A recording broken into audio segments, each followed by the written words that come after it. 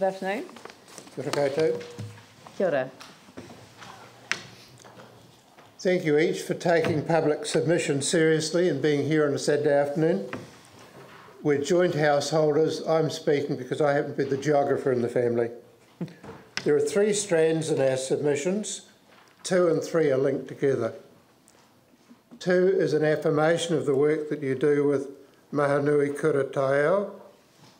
We support this, and we also support the things that you do to bring other waka into the things that happen in our city.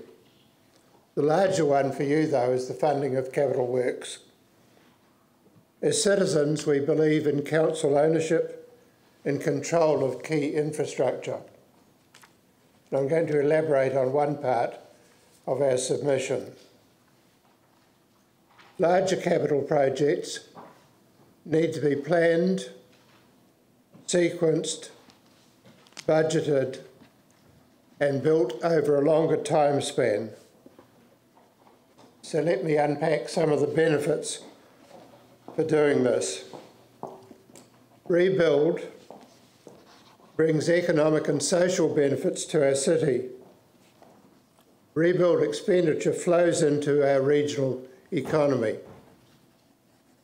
And rebuild brings skilled, capable workers and adds cultural diversity to our city. The Filipinos and the Irish are just the tip of the iceberg. Now, do this rapidly over a 5, 10, 20-year time span. Workers will come short-term and they will leave fewer economic benefits. Those things will not be so well captured by our local economy. Do it in a phased way over 20, 30, 40 years.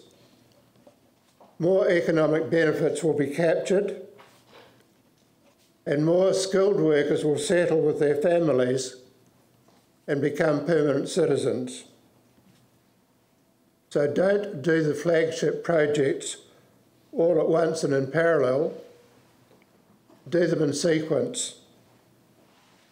That will take some of them out of the medium-term budget and it will free vacant land for short to medium-term projects. We have some magnificent examples of vacant land being used for short-term rebuilds. We've got the Restart Mall. We had for something like 2 years the Pallet Pavilion, and we've got the Black IT complex on Tuam Street. So in summing up, a slower rebuild will capture the economic and social benefits and it will create new opportunities for innovation on some of the land that's vacant.